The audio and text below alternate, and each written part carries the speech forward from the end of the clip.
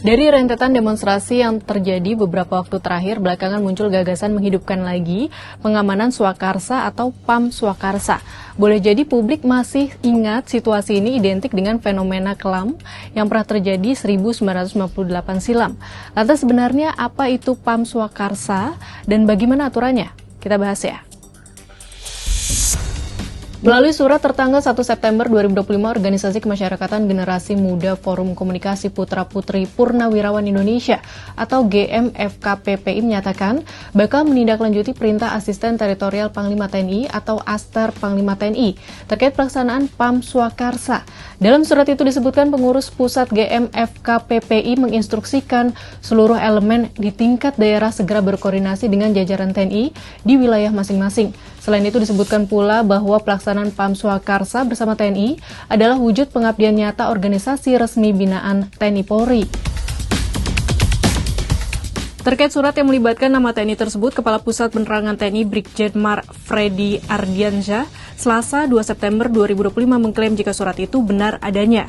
Namun sifatnya imbauan dan ajakan bukan perintah.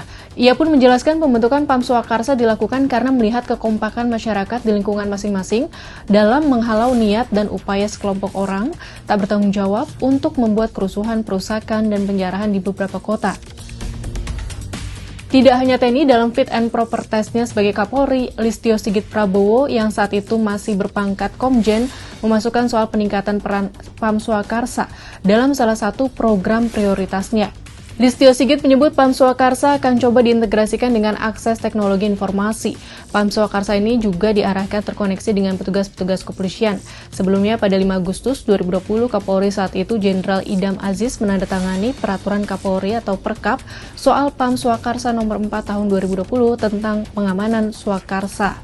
Rencana menghidupkan kembali PAM swakarsa ini mau tak mau memunculkan polemik di publik karena kembali membuka memori kekerasan era 98.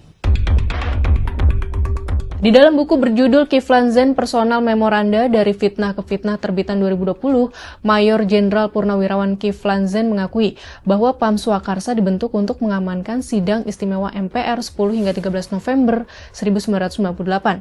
Kiflan mengaku diperintah Wiranto yang saat itu menjabat sebagai Panglima ABRI untuk membentuk PAM swakarsa.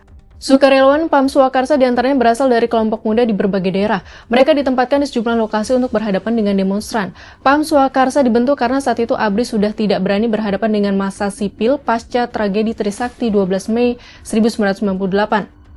Berdasarkan catatan Kompas, keberadaan PAM swakarsa pada 1998 mengundang kontroversi karena terjadi bentrokan di Kompleks Tugu Proklamasi dan di depan gedung MPR DPR.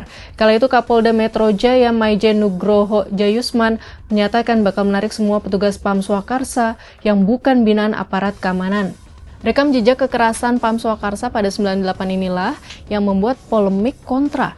Menurut Ketua YLBHI Muhammad Isnur, pembentukan kembali PAM swakarsa akan membenturkan masyarakat dengan masyarakat dan menganggap orang yang berdemonstrasi sebagai ancaman bangsa. Lebih lanjut, pembentukan dan penggerakan kembali PAM swakarsa juga dinilai bertentangan dengan Undang-Undang Nomor 3 Tahun 2015 tentang TNI. Isnur pun menegaskan jika hal ini jelas bertentangan dengan konstitusi yang menjamin setiap orang bebas berekspresi dan tugas TNI adalah menjalankan pertahanan negara, bukan menyakiti apalagi membenturkan masyarakat dengan masyarakat lainnya.